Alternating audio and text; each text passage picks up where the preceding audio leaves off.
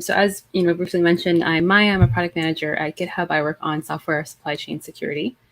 And today we'll be covering software supply chain vulnerabilities. First, we'll talk about what a software supply chain is, if you're unfamiliar with that term.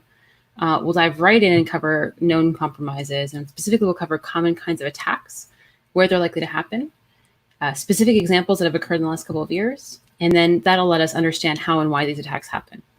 Then we'll discuss how to determine your dependencies, track metadata for those, and be notified of new security patches that you should apply, including best practices to make this easier on your dev team. This includes not only your dependencies, but also like good security hygiene, like conducting code reviews for your environment. And if you're not a developer, we'll also cover what you can do to help report and fix issues in open source code to increase security and trust. So let's get started. So first, what's a software supply chain?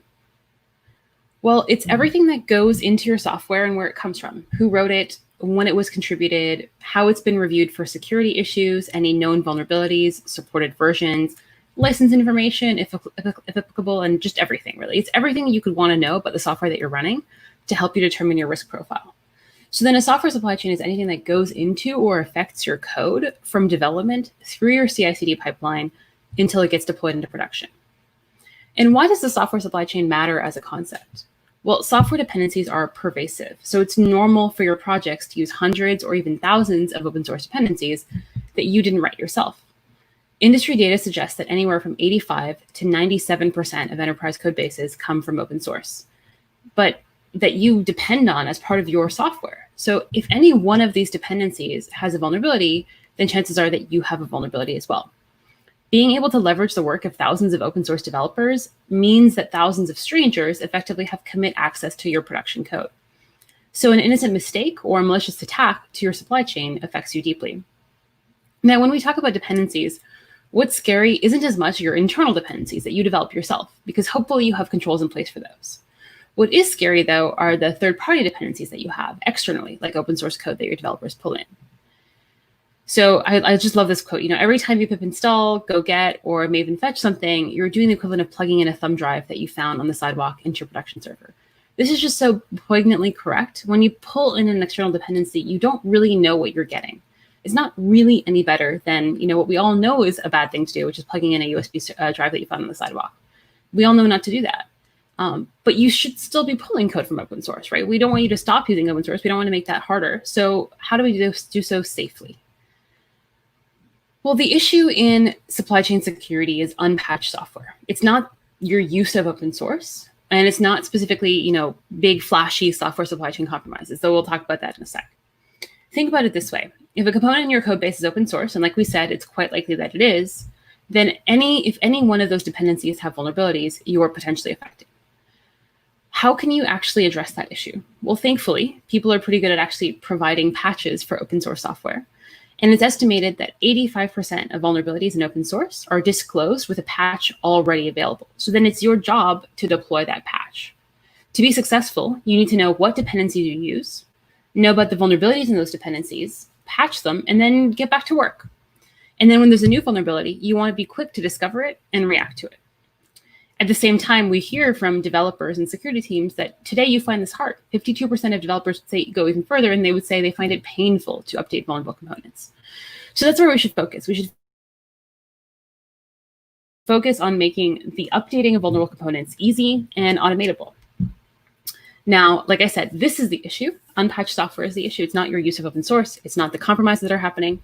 But those are so interesting, right? We love to talk about supply chain compromises. So actually, let's rewind and start there because I just love these stories. They're so fascinating. So looking at supply chain attacks, they're not really different than any other kind of security attacks. And you might have heard security attacks broken down into three components: who the attacker is, like a script kiddie, a competitor, or nation state; how the attack is conducted, or what the attack is attempting to do. It's a supply chain attack in itself isn't usually the end goal. It's usually a step towards something else. And almost anyone can actually conduct such an attack, like we said, because anyone can commit to open source projects. So we'll focus on the how, what happens to infiltrate your supply chain, and the what that the attack is attempting to get at. There are several methods to attack your supply chain today. Inserting malicious code directly into a dependency. This could be a purposeful backdoor, known malware, or known vulnerability, or even introducing a new dependency. This is walking in through the front door to then introduce a backdoor. compromising a build tool, infrastructure tool, or another piece of the CI/CD development pipeline, which again could be another supply chain attack. Compromising signing keys to make it seem like an unknown package came from a known trusted source, because who verifies those signatures anyways? Compromising a package manager to affect several artifacts being distributed as part of that supply chain. We say the package manager here, but it could really be anything that's used for software distribution, including like a website used for software updates or a server that a piece of software calls back to get updated versions.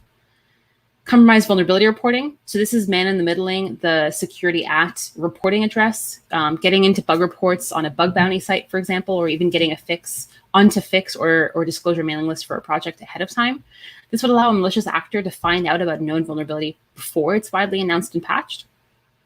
Account takeover of a maintainer. This could be to fake commits. And then depending on how signing keys are managed, this might also be part of that attack. In addition to compromising what a maintainer can publish, without even going that far, this could also include something like compromising a maintainer's email, right, to intercept bug reports like we also mentioned earlier. And project takeover, especially with a managed project. Typosquatting to get users to accidentally pull in your project as a dependency when you mistype something. So putting in the incorrect name for an NPM package, for example. And lastly, deletion. These are all good methods of attacking your supply chain. But they have a couple of different aims or goals. And spoiler alert, like other attacks in security, the ultimate motivation is almost always money. So they might be trying to introduce a backdoor into your environment. That would be like targeting users of a particular operating system, for example, or in a particular region or a particular company. Or they might just, that backdoor might just be a wide swath by attackers to see what they can get. They might be trying to introduce malware, for example, to collect logins. But the easiest way to make malware these days, and to make money these days, I should say, from malware, is cryptocurrency mining. So abusing any extra compute to mine the trendy cryptocurrency of the day. Traditional botnets also fall in this category.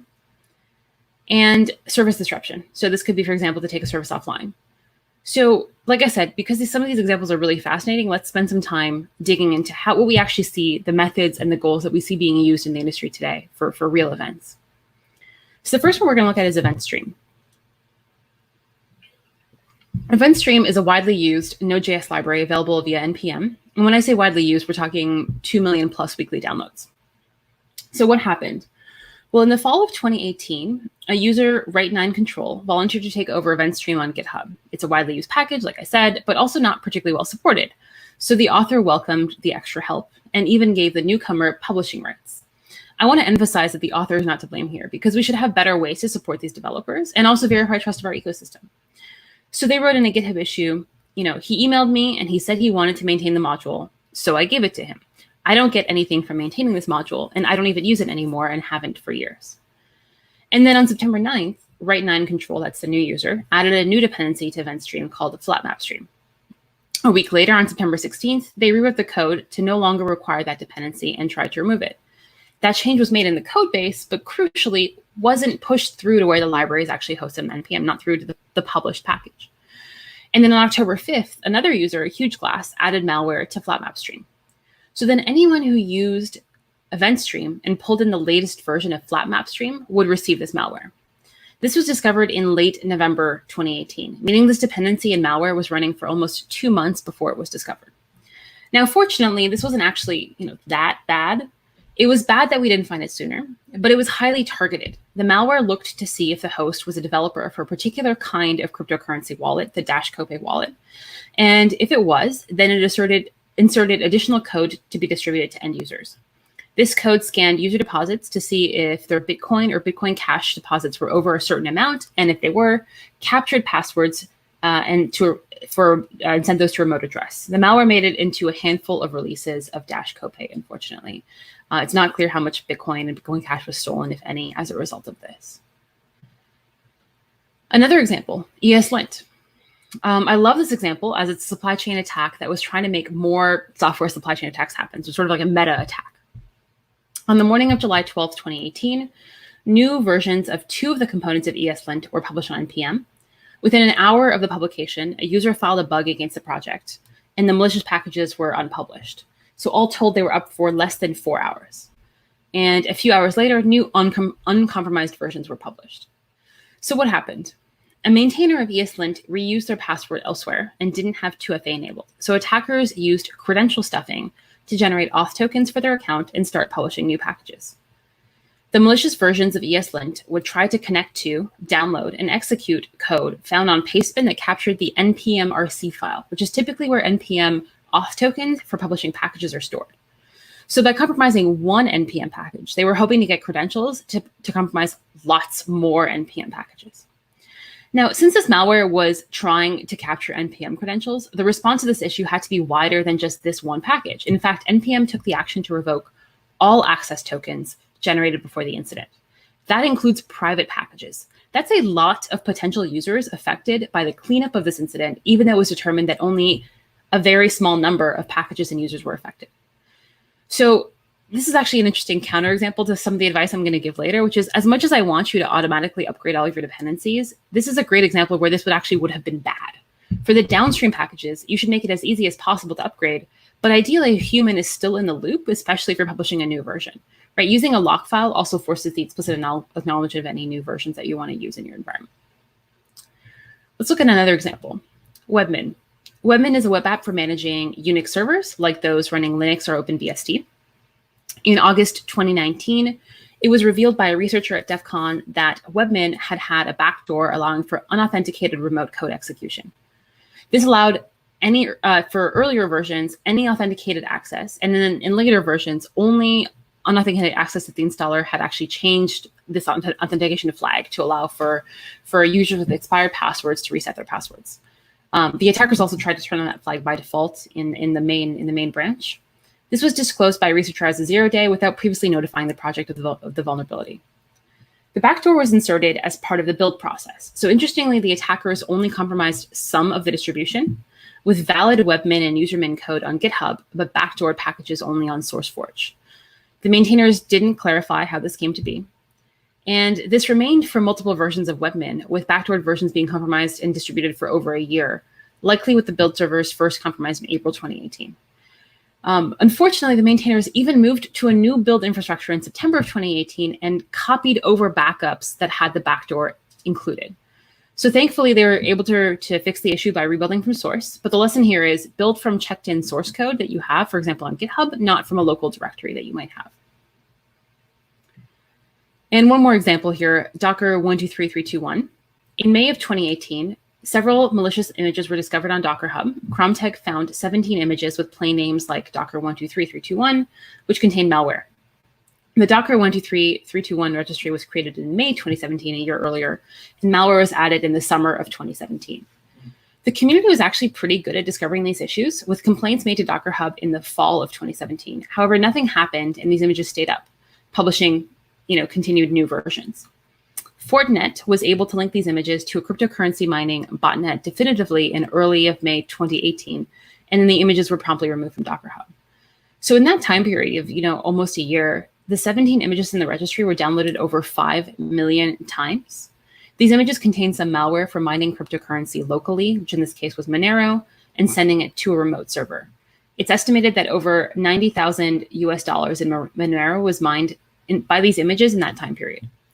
So given that this was basically a toy library where they were only depending on users testing these images out by accident or accidentally downloading them, that's still a lot of money, right? And gives an attacker of how quickly their malware could be detected and how it would be handled.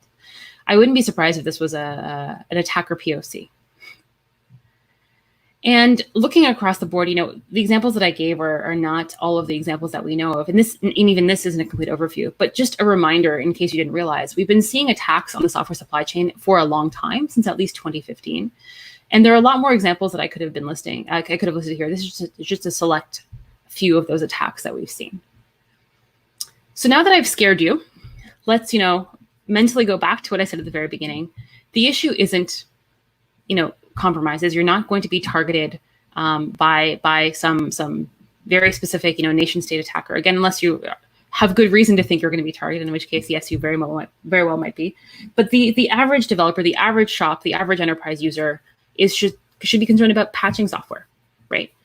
It's not how much open source code you're using. Keep doing that. It's not compromises, because it's highly unlikely. It's forgetting to patch your software. It's forgetting to patch Jenkins or WordPress or whatever it happens to be, and then leaving a backdoor open for users. Sorry, a bug or a bug door or a backdoor open for attackers.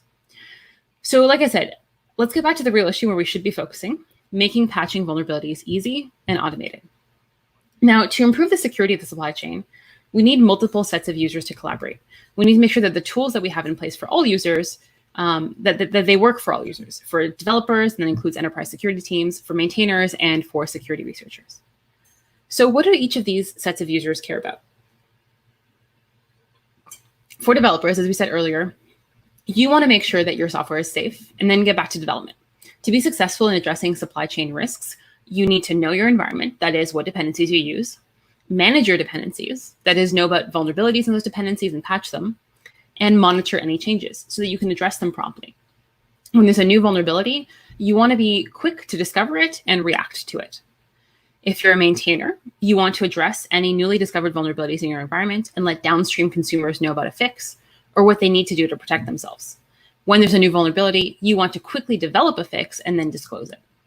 And for security researchers, you want to find new issues and report what you found to help maintainers and enterprises fix their products. So let's talk about developers first. If you're a developer, what should you be doing to secure your software supply chain? This is kind of going to be boring advice, like flossing or washing your hands for 20 seconds, but you really know that you should be doing it. So first, know what's in your environment. Figure out what your dependencies are. Now, that can be kind of hard. There are several tools commonly known as software composition analysis, or SCA tools, to help you do this. They'll look at the dependencies that you have in a build or a manifest file and create a graph of what's actually in your environment. If you're a developer package, please explicitly declare your dependencies. Consider using a lock file and keeping it updated to help with this.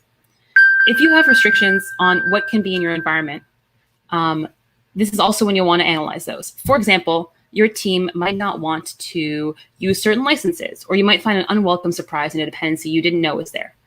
It's like the trope of when a company says, oh, we don't use that service. Like, of course not. Like, what are you talking about? I'm like, yeah, you do. Just like giving your developers a credit card meant that you actually were using the cloud and didn't realize it. Giving your developers access to the internet means that you use open source. You just don't realize it, but it's a good thing. Next, and this is a step that everyone is too lazy to do, but remove your unnecessary dependencies. You don't have to patch something that you don't have. So for example, in containers, use a scratch or a minimal base image. And automate security updates. I should have skipped slides. There. No, I shouldn't have. I'm sorry. Apologies, I'm getting lost in my own slides. Yep, automate security updates. Nope, I'm going to skip ahead. I'm sorry. So like I said earlier, making sure that the dependencies that you have in your environment, that you're managing them, reviewing them, updating them, and removing them if you don't need them anymore. So if a vulnerability is discovered, like we said, determine if you're affected. This is why having that inventory of what's in your environment is actually so important. Being able to answer your CISO when they ask you if you're affected by a new 0 day is priceless. That's amazing. And if you are affected, not just by 0 days, but any security patches, then update. Here's where I was before. Automate this if you can to automatically pull in security fixes for your code. This is so important. And if you take one to-do away from this talk, it's this: automate.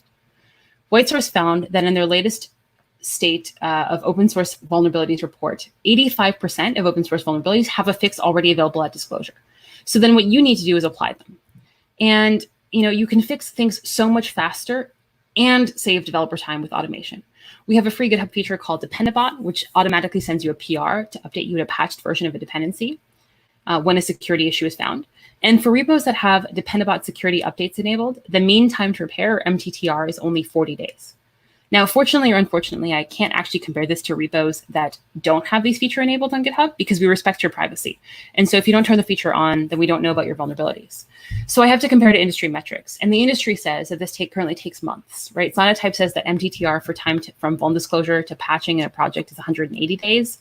And Sneak finds this for open source projects to be more than 2 years. So getting this down to 40 days using automation is a huge improvement.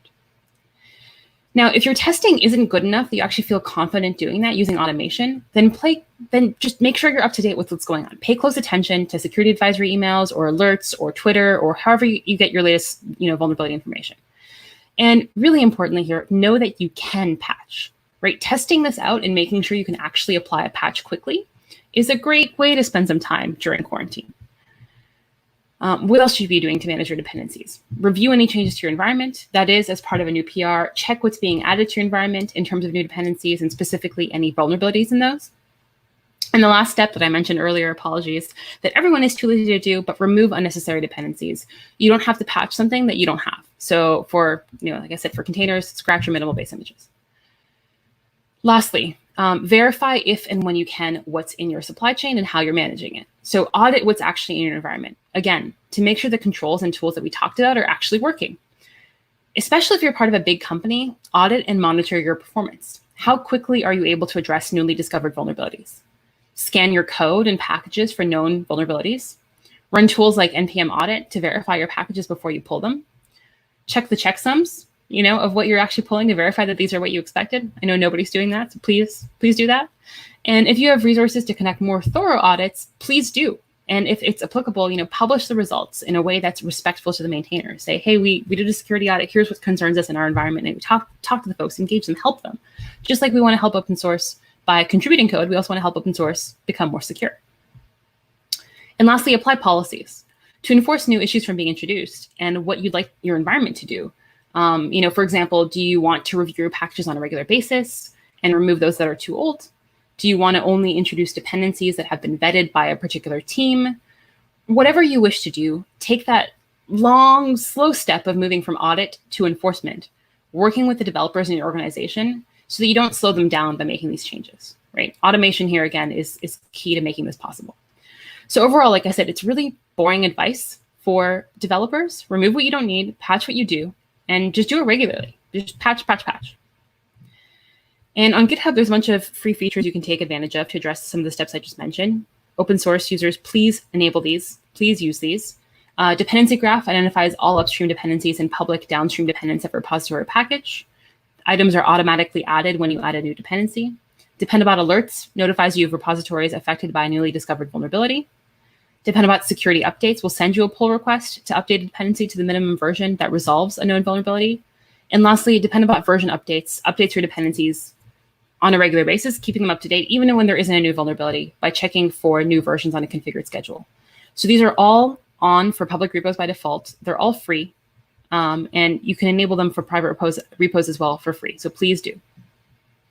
Now, if you're a maintainer and your project has a newly discovered vulnerability, you're going to want to address it and communicate what's going on as transparently as possible to the community. First, you need to be made aware of a new security issue. This might be someone on your project finding a security flaw or an external researcher reporting an issue. Take reports seriously, triage them to test if they're valid, and respond promptly, including with any follow-up clarification that you might need. Keeping that regular, constant stream of communication going between you and security research is really key so that they feel like they can come to you and actually report what's going on and make sure that you're addressing it, right? Security researchers get upset when they try to do the right thing and don't get a response. Next, develop a fix for the issue, ideally privately. If a fix isn't available, then determine if there's any possible mitigations that a downstream user could take to address this particular bug. Release the fix and make it clear as part of your release process that this addresses a security vulnerability. Like, don't just say, update for whatever. Be like, this addresses this bug, and here's what here's the known behavior. Like, that's really helpful for people helping to prioritize when they want to actually make that push, that change in their environment. And make sure the fix is available for any affected, currently supported versions of your project. So if your project has, 3 latest versions that's supported, make sure the fix applies to all of those.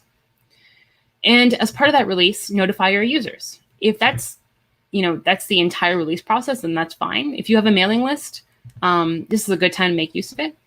It's better for people to be aware that there is a security issue in your project than not. So I would err on the side of over communicating that you're addressing an issue in your environment. Again, if your project is hosted on GitHub, there's a couple of features we have to make this easier for you. You can create security advisories to disclose new vulnerabilities in your project. When you find a new vulnerability in your project, create a private fork to discuss and fix the issue, and then publish information in a security advisory that's part of your repo as soon as you're ready to go public. If applicable, maintainers can request a CVE directly from GitHub for their vulnerability, and those are published to GitHub's advisory database. And again, all of these features are free use them for open source, please. And then lastly, even if there's nothing wrong with your project right now, no security issue to be concerned about, please update the security MD, the security metadata file for your repo with information on how to contact your project to report a vulnerability. So like I said, let me tell you that the number one pain point of security researchers today, it's having information, trying to report it, not knowing who to go to, not getting a response to the reporting. So many researchers that I know who chose to go public with a 0-day, which is a vulnerability that doesn't have a patch available, it's because they tried to contact maintainers and got no response. So please update this info and know that if something does happen, a developer or researcher can find how to contact you as part of that information. And if you do find a vulnerability, then what should you do? If you're a security researcher or someone else, please report it to the project's maintainers privately. Check the project's instructions, see if there's a contact email, or try the project's security MD file, like I just mentioned, if they have one. Poke around on Twitter, poke around in documentation, whatever you can find to find the right contact point here. Again, if you're on GitHub, we provide CodeQL as a free tool to query vulnerabilities across open source projects, and then refer to the security metadata file that we just talked about to report information. So then putting it all together, what should you be doing in your environment today? If you're a developer, know what's in your environment, figure out your dependencies are, understand your risks, manage your dependencies, update them, remove things that you don't need, et cetera, and then monitor your supply chain to audit and then enforce policies for what you'd like your environment to look like. If you're a maintainer, make sure to use tools and respond to incoming reports of security researchers, develop fixes, make sure you support all the necessary versions you need to support, and then release and notify your users, very importantly, that this is a security release. And if you're a security researcher, please report a vulnerability. Please check the security MD file to see how to report that vulnerability and do so to the maintainers directly. Great. So if you'd like to learn a bit more about some of the topics we talked about today, so the supply chain compromises from earlier, that quote from Dan, and then some of the free GitHub security features I talked about that we'd really love for you to enable and start patching dependencies in your projects, check out some of the links here. All right. Awesome, thank you very much, Maya. We have a few questions in. We have just under 10 minutes left. So we've got a number of questions actually already in the chat. So we can go through some of these. So Nev Stokes, Nev, you've been up quite a long time now. You've been quite a few sessions I've noticed. So Nev asks, how do you see supply chain provenance developing, e.g., in Toto or Grapheus? Yeah, there's a couple different projects there. So Intoto and Grapheus are two that you talk about. Intoto is really about signing all the elements that go into your supply chain. It provides kind of a generic spec. Grapheus is specifically around signing container images that you have in a container registry. For example, to have known metadata, like for example, it came out of this build server or whatever it happens to be. I think what we need, and some of the other efforts that are going on in this space, is a broader spec that isn't, so Grapheus is container specific, that isn't container specific. And so there's a couple efforts going on. There's SPDX, there's the OMG 3T working group. There's a couple other efforts going on to figure out how we want to define a spec for software bill of materials, is the phrase, the term of art being used.